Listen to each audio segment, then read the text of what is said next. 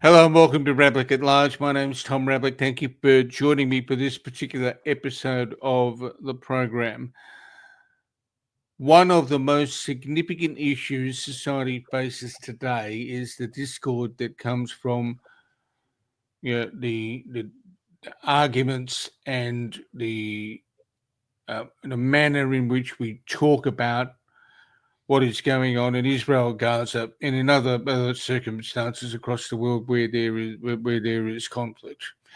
In particular, what people have observed since October 7, 2023, is an increase in protests, but also an increase in the visibility of um, what you can only call very viral, virulent, egregious hatred. Some of that has been, and a lot of that has been an expression of what people would call anti-Semitism, but there's also been expressions of hatred towards other groups as a result of what has gone on in the Middle East. Joining me today is somebody who is uniquely placed to talk about how we turn the temperature down in the area of expressing hatred towards others. Jeff Schoep has been the founder of an organization called Beyond Barriers. He's also involved with the Simon Wiesenthal Center as a speaker and a consultant. What some of you may not know is for a bulk of his life, he was involved in the National Socialist movement. So he's gone 180 degrees. Jeff and I are going to touch on that. We're going to look at some of the issues that exist in the US and in Australia in relation to extremism, radicalisation, and how we effectively turn down the temperature. That is, get the bucket of ice, tip it over ourselves, and cool it when it comes to the expression of antipathy towards others that we may dislike for whatever reason. Let me bring Jeff in now. He's in Detroit, Michigan. Jeff, thank you for joining me. Yeah, thanks for having me, Tom. It's an honor to be here. And now, if we can touch on your personal history first, you now do a lot of work with the Simon Wiesenthal Center. How did that come about? Well, my background was for 27 years, I was involved in an organization called the National Socialist Movement. It's basically America's Nazi Party. For 25 of those years, I was the national director of that organization. In early 2019, I walked away from racism and hate and started speaking out against racism, hatred, anti-Semitism, and that's when I made that announcement that I was planning to speak out against it and work in peace building. The Simon Wiesenthal Center reached out within just a couple of days of my website going up, and reached out, and we've had an incredible relationship since then. They're engaged in educational programs across the country, across the globe, fighting anti-Semitism, racism, human rights and civil rights issues. Wonderful organization doing incredible work. How challenging were some of those early conversations with the Simon Wiesenthal Center, given where you'd spent basically a quarter of a century? It was interesting. I mean, it was when they first reached out to me, when I was going to meet with them, because they were on Rick Eaton, their director of research. He had reached out, and he had been working with them for 35 plus years, I think 38 years or something now, or longer maybe.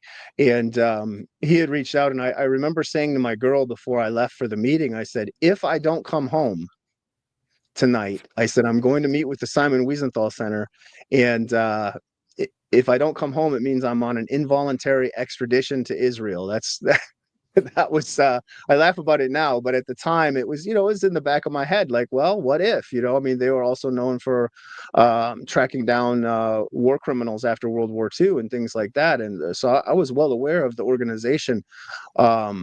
and that's really all I knew about it. I didn't know that they were engaged in, all this other educational work and things like that. But I went and met with them, and I did not get extradited. So it was pretty wonderful. It's a great organization doing incredible work for humanity, and it's truly an honor for me to work with them and do my part. What do you do with them? So, well, I'm a consultant, public speaker, and educator. So, a lot of times I will go. They have a program called Combat Hate that goes into schools across the country. So, I've spoken. I don't even know how many schools, countless numbers in like New York City.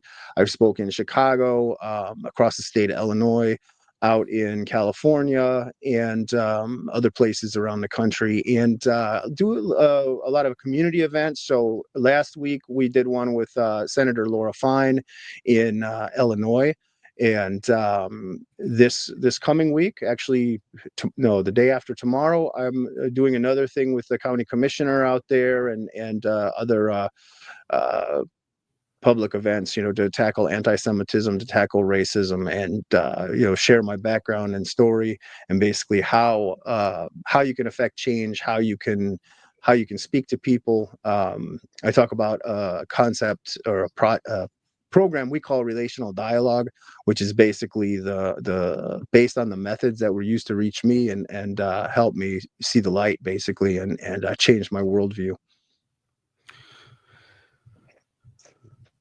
What you mentioned a string of states. There's a few more states than the ones you've mentioned in the United States, right? Is there a reason for those particular locations being, well, the ones you go to? Are they areas that are prone to a lot of hatred, a lot of racism, a lot of bigotry in the communities? Really, I'm willing to go anywhere and everywhere I can, to try to make a difference. A lot of the places that I've been, the Simon Wiesenthal Center has chapters in those areas, so they have relationships with the schools and with the county and state governments and things of that nature. So, in particular, like the states I've been to the most are areas that we have those connections in. But it's not limited to that. I've done work with the U.S. government, with the Office of Juvenile Justice, which OJJDP. It's a wing of the Justice Department. I've done some projects with them to counter youth hate crimes and bullying. They released a curriculum. It came out this fall. I was one of the people that helped pilot that. I didn't write it, but I was one of the educators that helped pilot the program. So we do a lot of different things. I'm engaged in a lot of different things, but wherever I can make a difference and reach people. Now, one of the challenges in dealing with um, managing or minimizing the growth of the ideas that we would all agree are not conducive to social cohesion, right? Um, is to get people to understand things better. I mean, one way of doing so, obviously, is conversation. Daryl Davis is an important person in your life. Tell me about the first encounter you had with someone who's a talented musician, but also somebody you might have had some difficulties with in having a conversation at a point in time. Yes, when I was still involved in the National Socialist Movement, I had agreed to show up for this interview for a film. It's called Accidental Courtesy. I didn't know I was meeting Daryl Davis, and for those that don't know who Daryl is, Daryl's an African American musician. He played with Elvis Presley, Little Richard, Chuck Berry, lots of famous musicians, and he's a famous musician on his own.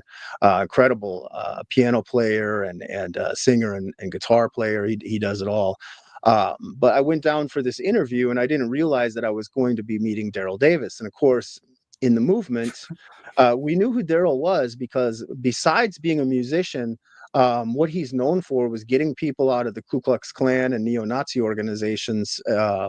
So when I first met, when I was waiting outside of this diner where we were filming, and this big black man walks over and he says, "Hi, I'm Daryl Davis. You must be Jeff." And I said, "Hi, it's nice to meet you." I'm thinking, "Gosh, I know this guy's face from somewhere, and I know that name, but I couldn't quite place it right at that moment." And by the time we sat down for the interview, it clicked. After we were sitting there, I was like, "This is the guy that gets people out of these type of organizations." So I kind of escalate the conversation, and I'm trying to, I'm telling him I'm going to fight to the last bullet for my people, and getting more aggressive. And I tell you what, Tom, Daryl did not react. He did not. Typically, when I try to escalate a conversation like that and raise my voice and get aggressive, and this is normal for people that Yeah. are arguing about things, they will get angry. Daryl's expression, his mannerisms, the way he carried on the conversation was exactly the same. He did not escalate. He just goes, okay, and it just continued the conversation. So now I'm really drawn in. I'm like, why is this guy not reacting? What is going on? So I'm trying to figure him out, and really drawn into the conversation. And what Daryl did is he had shared with me what it was that happened to him in his childhood that brought him on this journey to try to help people leave these groups. And he experienced racism as a young boy. At 11 years old, he was in a Boy Scout parade, and he was being pelted with rocks by white adults. And when he went home, he had his parents said, "Why are you all banged up? What happened, Daryl?" And he says, I don't know. Some people didn't like the Boy Scouts, and they were throwing rocks at us." And Daryl's parents had to explain to him that didn't have anything to do with the Boy Scouts. They were throwing rocks at him because he was black. And he says, "Jeff, for the first time in my life, I thought my parents are lying to me. Never before did I ever think they lied to me, but that day I was sure of it. It didn't make any sense. How Yeah. can someone hate me when they don't know me?"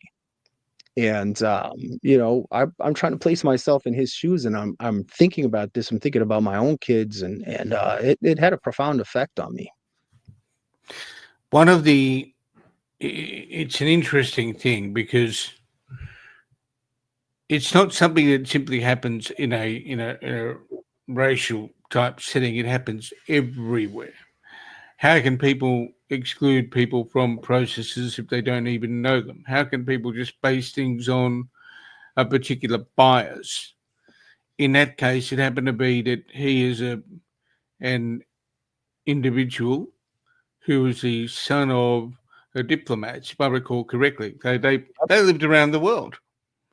Um, and he comes back to this little place called America, which is home, and he gets treated not the same way as he would have elsewhere. You mentioned in that anecdote that you chose to escalate the conversation at points in time. Um,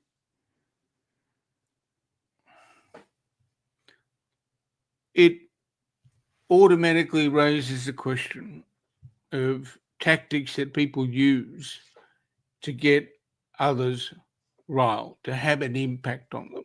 Is that something that is common when you're dealing when people in extremist movements, if I can use that term loosely for the moment, is that you, what you and some of your colleagues would have done to deliberately bring awareness to the cause, and that is, find ways of getting people agitated?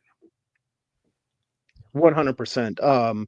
These organizations, extremist organizations, they will find hot button issues, things that are going on in society. One of the things that the NSM the group that I had to run, would pick events that were going on. Like, for example, in Kansas, in the state of Kansas, there was these brutal murders. That were labeled by the press the Carr brothers murders, and it was a couple of young black men that had raped and murdered some young white people, college kids, and it was just this horrific crime. And nobody can deny that. But what the group did was exploit things like that. So we went down to the state of Kansas and filed for a permit for the state capitol and did a rally at the state capitol. And I showed up with a noose, and I'm holding a noose up in the air, and it was all over the front pages of the papers and news. Every news station in the area covered it. And that was just one example of how the group would manipulate. The press coverage was never good. Obviously these were Nazis. They're not going to say, "Oh, the Nazis are coming to town. That's great," but they would cover it. And the group became very adept at that. They had the organization had a press release department. Someone that had used to work in media was had crafted these and would say, "Hey, we're coming to town on this date here and there," and they the group was very adept at getting media coverage and finding those hot button issues. And it's the same thing we're seeing with extremist organizations now, or a lot of things being co-opted, and radical elements of different groups are sprinkled into protests and things we're seeing now as today as well.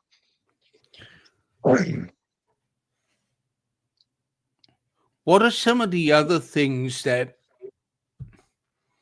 would be done from time to time by groups like the one you were a member of that would get attention, incite people to anger, cause anxiety, aggravate law enforcement? What are the kinds of things that people can expect when the temperature is fairly high around an issue, as it is at the moment with the Israel-Gaza conflict and the issues of anti-Semitism that are now rife at the present time in Australia and elsewhere? So these groups will use things like shock tactics, or they'll get out there, and whenever you have two opposing sides out there at these things, a lot of times things get real heated. And you may have people on both sides that are out there peacefully protesting, that have, that they care about their cause or their belief system, and they're out there protesting. But you have other individuals that are, trying to escalate it. They might be throwing rocks or things like that, or pushing against police barriers, or intensifying things, or having really offensive materials, like in the world that I was in, swastikas on the flags and things of that nature. Or with the protests we're seeing now, the pro-Hamas elements, and arguing with the Jewish side, and things of that nature. And people will put some of the more vile stuff that we've seen is, they'll use neo-Nazi or Nazi imagery, comparing Jewish people to Nazis, and on the other side, you'll see people out there that say, well, we care about the Palestinians, but yet they're waving Hamas flags, which is considered a designated terrorist organization. At least over here it is. And I think I'm not sure about it in Australia, but maybe it is. Yeah, so I that's provocation. It could be considered provocation. Now, having said that, there's a range of ways in which you provoke, and social media also causes that and adds to that, because people start to interact. The ability to publish has been democratized, and people are able to spend their time arguing with each other on platforms, which can be unedifying, particularly when it's issues related that are fairly vexed and fairly heated. How do we start to turn the temperature down in that sort of discourse? What we can break it. We can break this down. What can governments do better to try and, cool the environment? It's kind of a two-pronged question, I think, in some ways, because on social media it's different in a lot of ways, because a lot of times people are hiding behind a cloak of Anonymity. Yes, I don't know, I couldn't say it, but they're hiding behind that cloak Okay. um, so it's not like to a lot of people, that's not a real conversation. They can say these hateful, hideous things that they might not say to somebody else's face. So, and you have free speech and all that, which is fine. But when you're saying illegal things, I think that's where, especially if you're advocating violence, promoting things that are illegal, that's where governments have to crack down on that and have to step in. And if we're talking about face-to-face confrontations, like if you're out there on the streets and you're at these events and you have the chance to talk with somebody one-on-one, those conversations are different. We have to see the humanity in one another, because once you start dehumanizing somebody, you lose your own humanity in that process, is the way I see it. So respectful conversations is where it's at. And even like with relational dialogue, we don't all have to agree on everything. I mean, how boring the world would be if we all agreed on everything anyways. How plain would it be?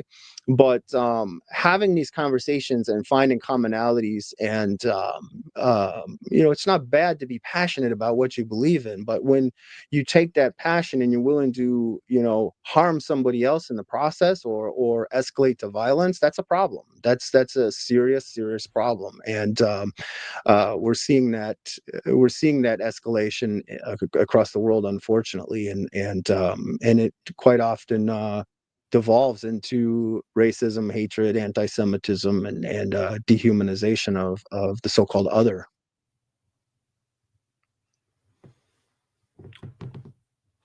Governments can do certain things, and they can put in measures like create laws that have punishments, sometimes severe, for engaging into vandalism or attacking people who are of a particular race, creed, or whatever the characteristic happens to be. Um, in life, we can't always control how other people approach an issue, but we can control how we react. Okay? Yep. At an individual level, what should people be doing when they see this kind of aggression played out, whether it's on social media or whether it's elsewhere? How should individuals deal with some of this? Work to de-escalate it. Now, if it's on social media and somebody's making, death threats, or saying things that are illegal, I would encourage them to report that. A lot of times when I'm speaking at schools and things, a lot of the kids will say, well, we just ignore those people, or we just block them. I said, well, maybe you can do that, but then the next person might be affected differently by it, and it might not be able to turn away from it. So you should always try to report those type of things. Do your own due diligence, and otherwise, if it's just nastiness and it doesn't fall into that illegal category, or you're out at a protest and someone's getting really aggressive, de-escalate. Don't just turn a blind eye to it. Try your best to de-escalate it, and a lot of times, by having conversations and turning the temperature down, basically get in there and don't let it escalate to violence, because that's not good for anybody, and it causes harm.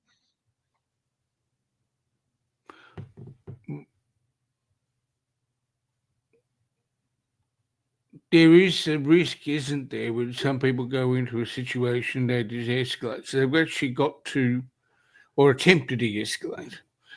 They've actually got to do a risk assessment of whether they're in any real danger. But when you talk to people about this stuff at schools um, and other venues, how do you address the prospect of any danger somebody might have in going into a situation and kind of trying to get somebody to pull away from the anger and the agitation that they've expressed?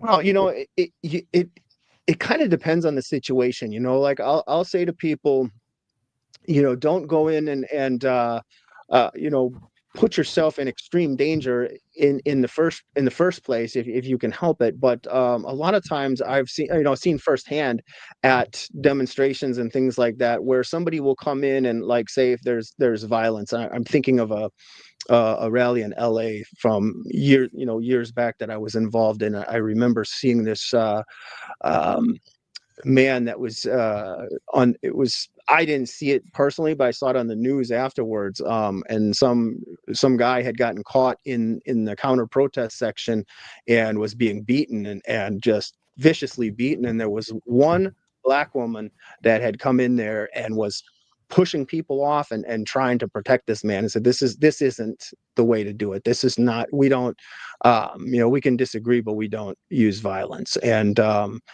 she was very brave, and she may have saved the guy's life or from serious injury, because those things can escalate really fast. So sometimes it takes I for one, I like that courage. I think it's meaningful, but at the same time, if it's somebody that's going to get hurt in the process, you think like a 90-year-old woman trying to get in there and do something, she could get hurt, so I wouldn't necessarily encourage that either. It just depends on the risk and the situation, I guess. But that was just one example I could think of right off the top of my head.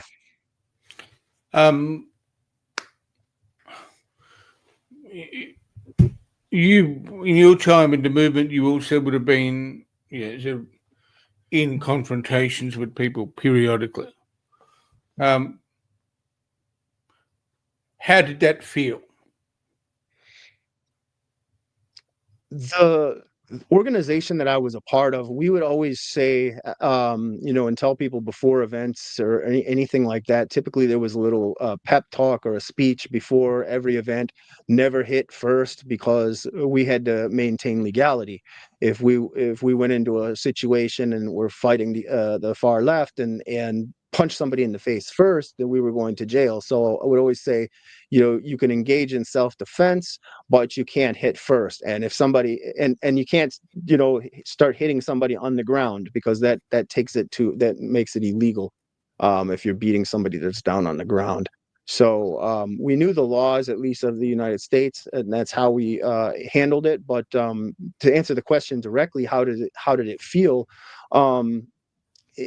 The adrenaline, it was an adrenaline surge. And a lot of times when events did break out into violence, the group used that material, because the group was always the organization was always filming things. They had NSM media out there filming stuff, and when there was riots or when there was fighting and things like that, those video clips were utilized. And there was a big fight in New Jersey at an event with Antifa, and those video clips from that fight were turned into music videos, were turned into propaganda, and the recruits and applications started rolling in for membership when that went out, because they're like, whoa, I want to fight, I want to get involved. People see that. And so this was another way the group manipulated these these violent instances, to fuel recruitment. And the group would say things like, well, all these other guys are on the internet talking about this stuff.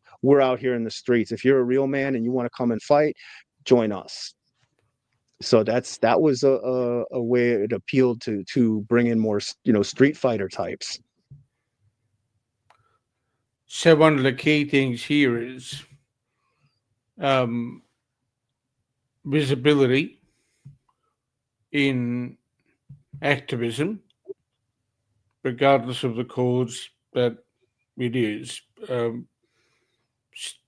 then not only utilised to agitate the community at large and to get media coverage, but that then propels the other messaging activities, be it through propaganda, in order to get more recruits run.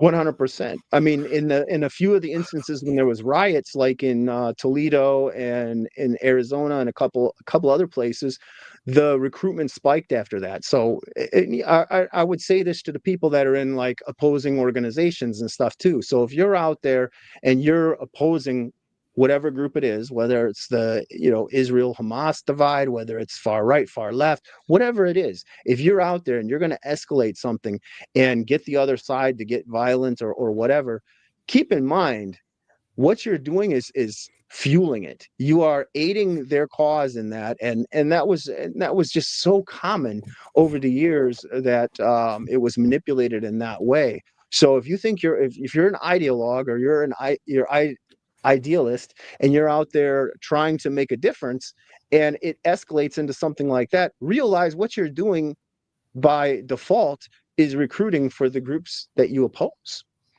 And nobody thinks about it that way, but that's something to think about before escalating things. Um, is that something that will pose a challenge to different activist groups who, regardless of what they are, whether it's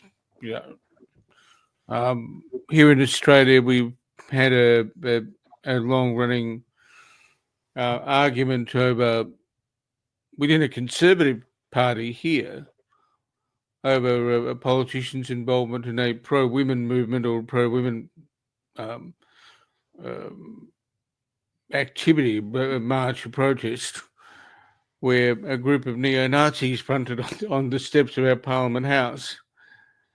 And then you had another group opposing them, and all three were effectively, marshalling for their own cause. It will be interesting to know how many people got what recruits or got people interested in their cause from their perspective, just from that event alone, let alone, on one side, as you say, it might be the far left opposing the far right. And the far left might actually be doing the far right a favor. That's what I'm trying to say is nobody thinks about it that way, but that's the way it was. And I can give you another example.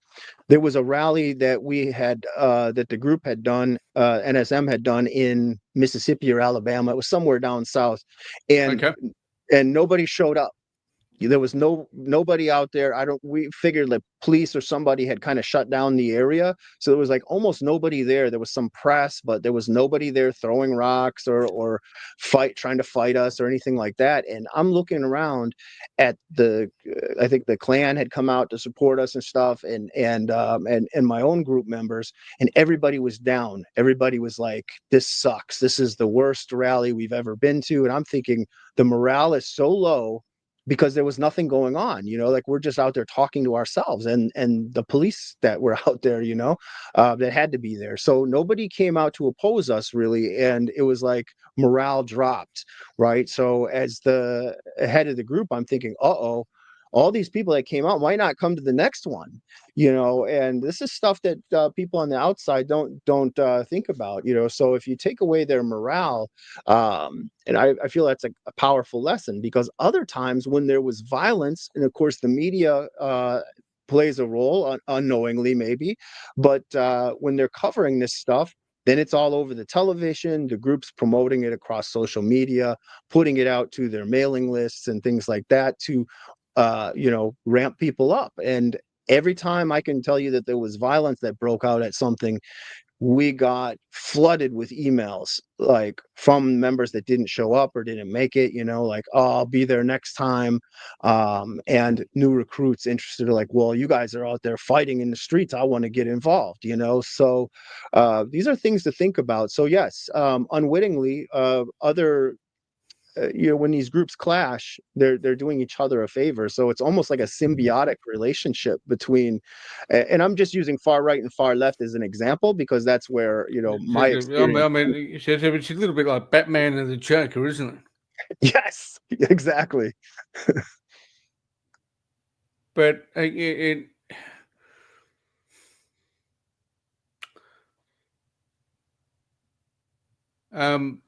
guess the other thing that gets me, and having studied this space and looking at it from different perspectives, and this is a question that may not have a clean answer.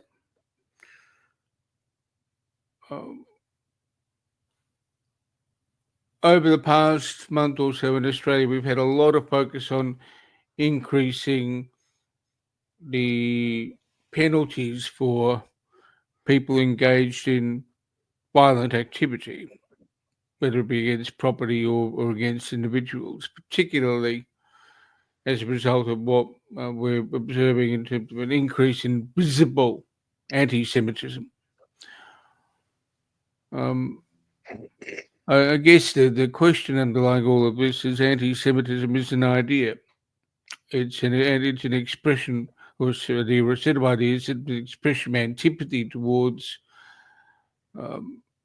Jewish people.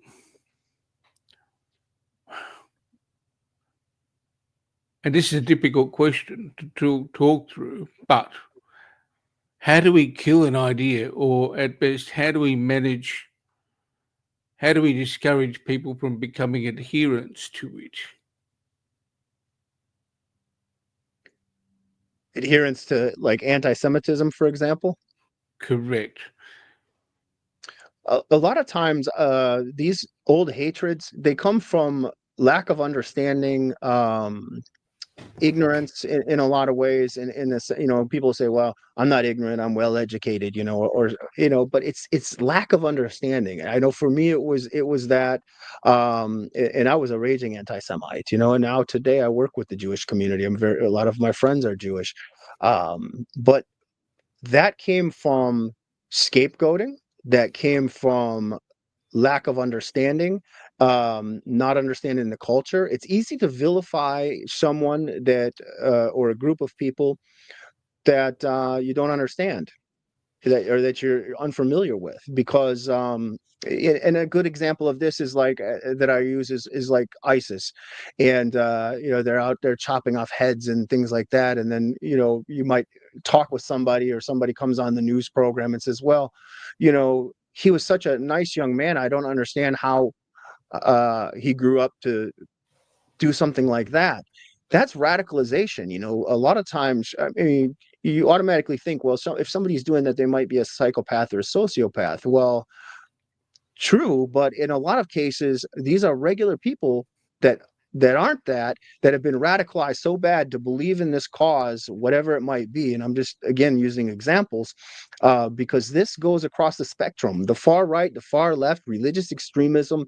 The pathway to radicalization is very similar, even though the ideologies are different. The pathways there and the psychological drivers are all very, very similar. And that surprised me as well, when I started doing this work, because I felt like the far right was unique in its drivers and stuff, and it's certainly not. And I've learned that in the last 5 years or so, and I've seen it in doing this work.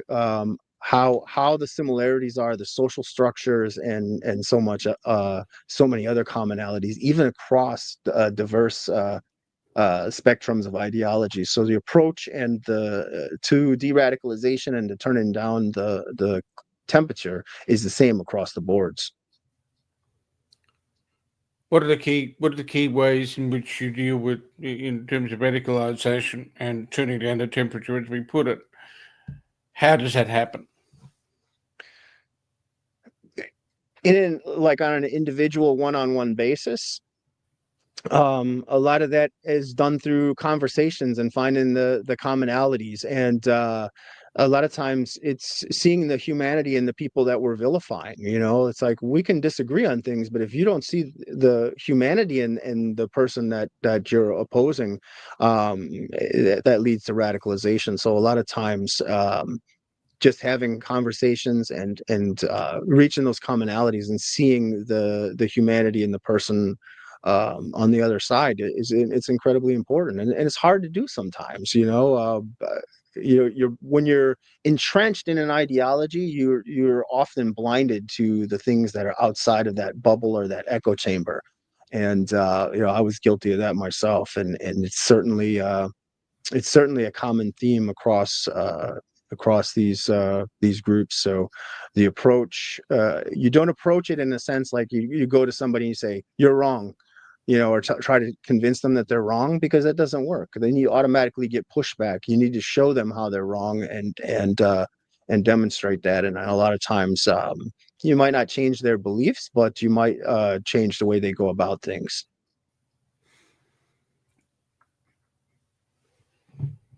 If you could talk to governments at this point in time, given where we're at with um, various issues to do with anti-Semitism and other types of hatred, antipathy, whatever you want to call it, what would you say to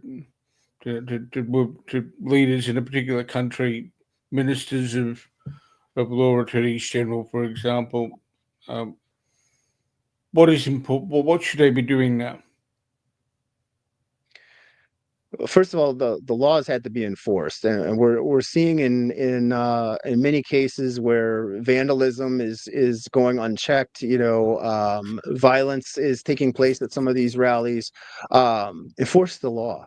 First and foremost, the law has got to be enforced. You can't turn a blind eye to this stuff, and you can't play favorites. You can't say, "Well, this side is worse than the other side." No, it's all. If you're engaged in illegal activity, it's all bad, and you can't play favorites and say, "Well, this side is doing this, and we're letting this go, but we're going to drop the hammer on the other side." And you can't do that. It has to be fair across the boards, and if it's not, it encourages it. It will escalate it, and that's something that we've seen firsthand in quite a few situations where that hasn't been held in place. So that's one big thing in particular is handle it fairly and even-handedly.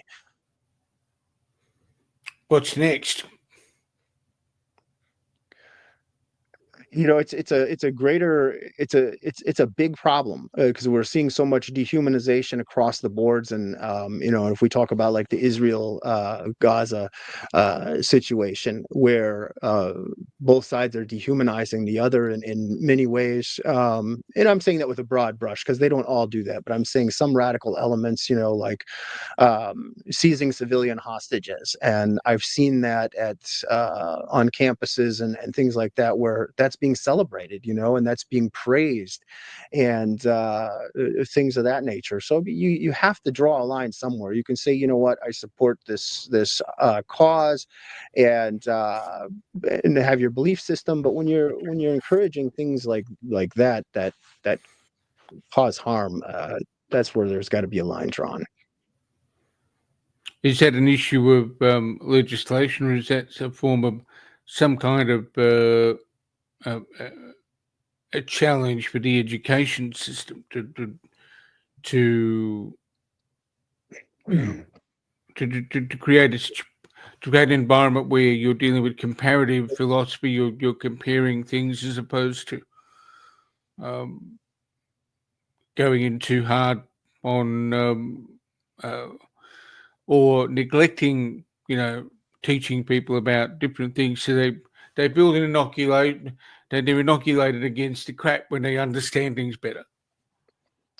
I mean, I think a big part of it is education because a lot of people are not getting both sides of it, or they're just being swept up in it. And we're seeing a lot of that too, where you've seen some of these people going in and interviewing students and things like that on college campuses that are on one side or another. And a lot of them are not very well informed. They're just kind of swept up into this stuff.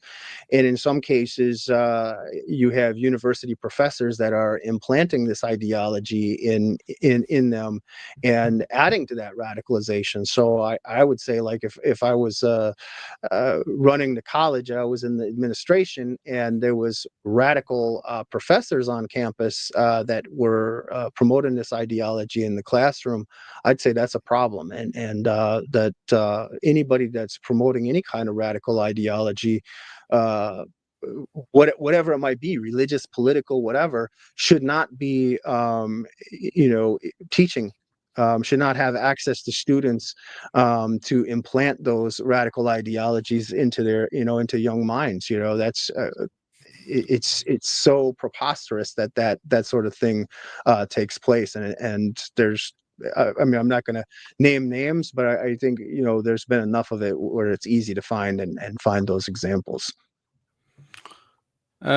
Jeff, you've been most generous with your time. It is getting. It is probably chilly outside, and it's sort of early evening in Detroit, Michigan. Where do people find your work, or where can people know more about what you do with um, helping people get out of the rut of radicalized radical views? So they can reach out to us through my website, jeffscoop.com, or beyondbarriersusa.org. Um, Beyond Barriers is our organization, nonprofit organization. We help people get out of cults, gangs, any forms of extremism, and help people repurpose their lives. And also, the Simon Wiesenthal Center is another great organization for people to reach out to as well. So. Jeff, it's been some time since we've spoken. It's been great to touch base with you again. Unfortunately, in circumstances where we're having to speak about issues that are vexed, but thank you for making the time today. Yeah, thank you, Tom. It's an honor to be on the program again, and keep up the good work. Thank you. I've been speaking with Jeff Schoep, who is a former leader of the National Socialist Movement, but these days engages with a range of organisations for his own, as you know, Beyond Barriers, a not-for-profit organisation, as well as the Simon Wiesenthal Centre. If you have any issues like this, talk to community groups, talk to adults you're close to. If you've got concerns about issues, reach out to people and let them know you need help. We are at a point in time now where people are being affected by what we would call destructive and bad ideas. Be aware of that. As Jeff has said, there are people who manipulate and use ideas and use ways of communicating about them to make you agitated and to get you concerned. Talk to authorities if you need to, and their numbers are in various places on the internet to do that. And thank you for watching. Stay safe and look after each other. And there'll be another episode of Ravlic At Large fairly shortly. So keep looking at the YouTube channel and subscribe. Thanks for watching again.